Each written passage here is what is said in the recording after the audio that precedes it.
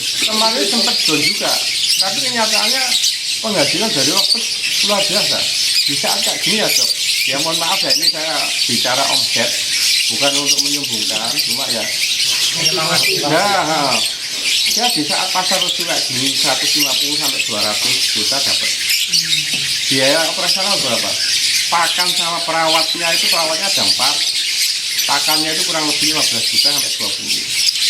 Itu perawat sama pakan ya kurang lebih 35 sampai 40 juta ya operasional sama, dan masih surplus kan. Materi juga materi lama, kita nggak beli materi baru, malah sekarang ini saya lagi setting ya kan. Saya sendiri kan, saya pribadi ada ternakan di Surabaya dan ringnya namanya Tibar, cuma saya juga ya. Jadi untuk saat ini memang kondisi harga Lokbet memang sangat-sangat terkoreksi ya, terkoreksi dalam arti harga. Jadi itu karena ada beberapa faktor. Jadi faktor yang paling utama kenapa kok sampai ngedrop seperti ini ya, karena dikarenakan dampak perekonomian global. Jadi kita nggak hanya bicara Lokbet di sini ya, kita juga ada beberapa bisnis di saat ini juga mengalami penurunan, karena dampak efek perekonomian global. Jadi nggak hanya di Lokbet. Yang kedua, kenapa kok Lokbet sampai harganya terkoreksi sangat jauh, sangat banyak ya, karena yang kedua Lokbet ini sudah jadi mata pencarian, ya kan, sudah jadi sumber penghasilan, ya. Jadi kita mau nggak mau kan itu kan memang sudah masuk unsur bisnis. Jadi dikala seperti ini juga pasti ikut tergoyang juga. Jadi Lokbet ini sudah menjadi mata pencarian untuk mengumpulkan pundi-pundi untuk itu, untuk penghasilan.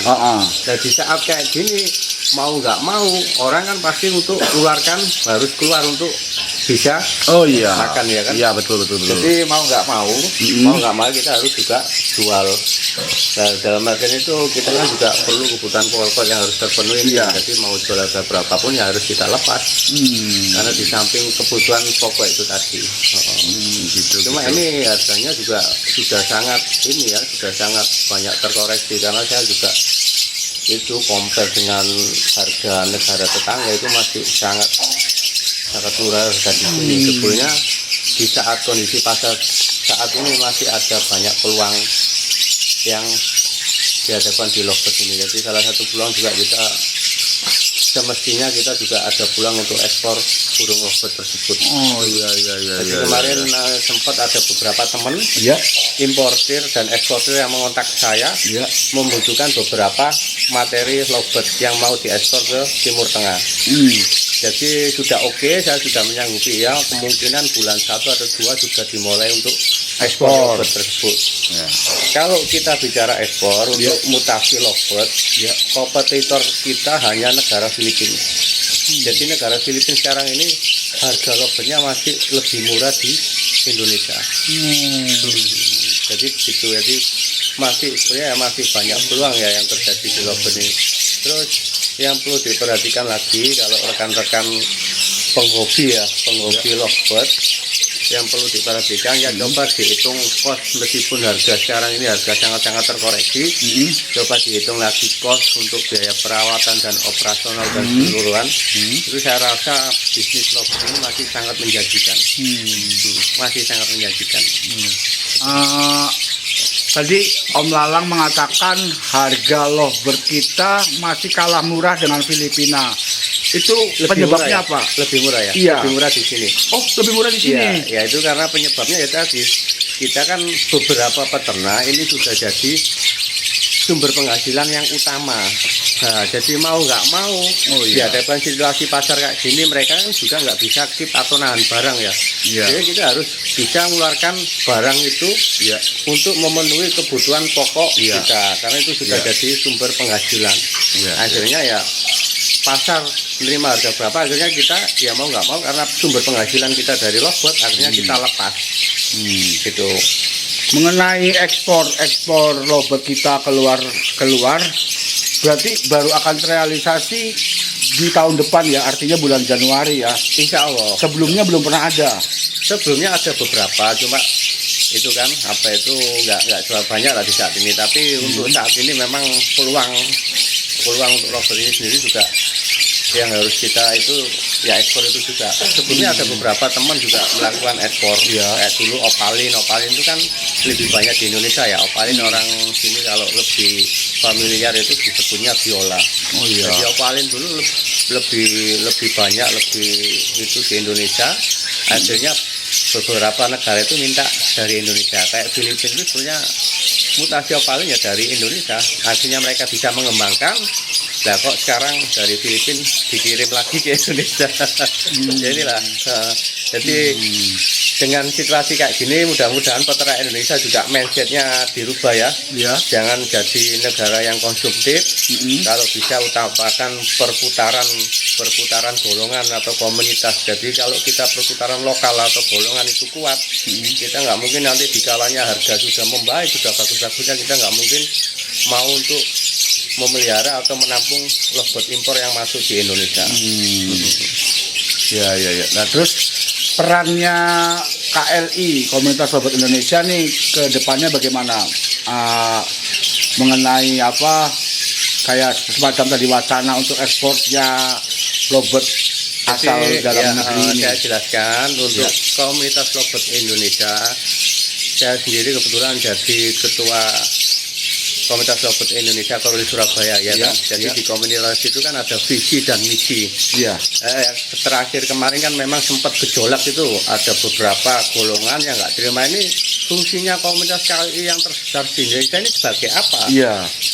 Terus dengan pasar kayak gini kemana aja kali ini ya kan? Itu kan sempat saya ini juga merasa ngersu dalam hal ini, loh kok bisa berucap kayak gitu. Mungkin orang itu belum bergabung ke KLI, karena pada dasarnya visi dan misinya KLI itu edukasi lovebird. Jadi kalau masuk ke komunitas ke KLI itu visi dan misinya edukasi. Jadi pembelajaran lovebird itu untuk menjadi peternak yang bisa bersaing secara internasional. Kita nggak hanya bicara itu ya nasional, internasional. Itu visi dan misinya KLI. Kalau KLI sendiri dituntut untuk menstabilkan harga, terus menekan laju impor, yang mana bisa, ya kan? Karena di situ juga banyak pemain, banyak mafianya. Jangankan dunia hobi, dunia kebutuhan pokok pun banyak mafianya. Justru tapi kita tidak lari dari visi dan misi KLI-nya sendiri. Visi dan misi KLI kan edukasi, biar peternak Indonesia ini bisa bersaing dengan peternak internasional. Dari edukasi itu sangat penting, sangat pondasi. Karena apa? Kalau kita teredukasi gimana cara nyetak lovebird yang baik, gimana cara beternak dengan baik, itu butuh beberapa waktu, beberapa tahun. Akhirnya kita termindset sendiri ya, bahwa beternak lovebird itu tidak semudah apa yang dibayangkan dan perlu proses panjang. Sedangkan lovebird di Indonesia ini masih ramai dalam bulan terakhir ini ya. Kalau di Eropa sana kan sudah 30 tahunan ini sudah berjalan, ya masih tetap oke aja. Saya mau tanya lagi, Anda sebagai ketua KLI Surabaya, dan tentu saja kan hubungannya juga baik dengan ketua-ketua KLI di masing-masing wilayah ini. Rencana kedepannya apa KLI untuk menghadapi ini tahun depan ini nih? Jadi ke depan visi dan misi kita itu masih tetap sama. Jadi kita edukasi. Jadi dengan adanya komunitas ini, dulu di Indonesia ini masih ramai dengan singing contest. Tapi dalam 5 tahun terakhir ini, hampir 10 tahun terakhir ini sudah ada opsi lain atau ada kompetisi lain untuk menampung ya lovebird mutasi ini. Jadi ada beauty kontes kecantikan ya. Itu dilakukan tiap 2 bulan sekali. Jadi itu dilakukan semua hanya untuk kemajuan peternak di Indonesia. Terus biar lovebird juga tetap eksis selamanya. Jadi kita buat lomba kompetisi itu tujuannya juga untuk peternak Indonesia biar bisa go internasional. Jadi cita-cita kita juga nanti kedepannya peternak Indonesia ada yang tampil di BCA Master Belgia. Jadi BCA Master Belgia itu diadakan setahun sekali di Belgia. Di Belgia itu kompetisi paling bergensi lovebird di seluruh dunia, bukan hanya di itu ya, di seluruh dunia. Artinya seluruh lovebird yang ada di dunia ini kiblatnya di Belgia itu. Iya, untuk kontesnya diadakan di BCA Master itu lomba yang paling bergensi. Bisa nggak KLI juga jadi eksportir? Artinya hanya KLI mungkin yang bisa mengekspor lovebird ke yang artinya yang sudah terpercaya, barangnya, kualitasnya. Kalau menurut Om Lalang bagaimana Om? Jadi untuk kita ekspor ya kan, saya kan juga ada beberapa koneksi peternak luar negeri ya. Jadi ada beberapa permintaan. Dulunya itu ada beberapa permintaan Biseri, Personatus, dan mutasi. Saya juga bisa menyanggupi, cuma untuk membeli spek mereka kita juga agak keberatan. Karena apa?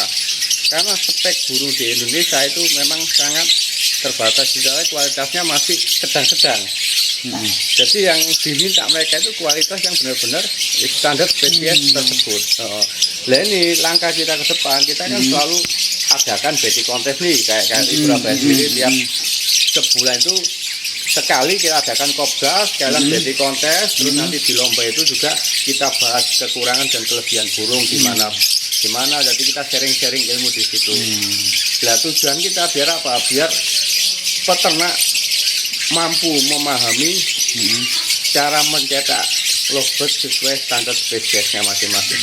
Jadi nanti kalau lovebird di Indonesia ini sudah sesuai standar spesies masing-masing, kita melakukan ekspor pun sangat mudah.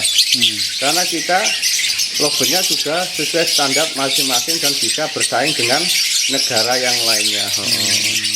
Jadi ini sudah mulai masa transisi ya. Iya. Jadi sudah banyak peternak yang sudah mengadopsi, sudah mulai jalan juga. Iya, itu. Jadi artinya untuk lovebird, mohon maaf ya, kayak istilahnya lovebird sayur, warna-warna itu sudah ketinggalan zaman gitu. Ya enggak sih, ini kan gini ya. Ini kan juga sedikit terlihat menggelitik ya. Jadi terkadang itu ya ini kadang lovebird sayur itu kan sebenarnya kan ya apa ya, ini penyebutan lokal ya, seharusnya kan nggak ada lovebird sayur ini. Malah sekarang ini yang terjadi ya kan di beauty contest, materi yang dibutuhkan itu materi yang green itu. Materi yang green itu sangat dibutuhkan sekarang. Karena apa ya? Karena untuk perbaikan mutasi yang mau dilombakan atau yang mau menuju ke standar spesies masing-masing. Malah sekarang itu trennya yang green yang sesuai standar spesiesnya itu barang sangat langka, sangat dibutuhkan, juga harganya wow luar biasa. Harganya masih wow. Paham saya. Ya. Oke Om Lalang, terima kasih nih atas ngobrol-ngobrolnya. Semoga sukses terus KLI ya kan. Makin dikenal sampai ke mancanegara. Ya, amin. Terima kasih Om Lalang ya. Foto dulu bos, sama saya.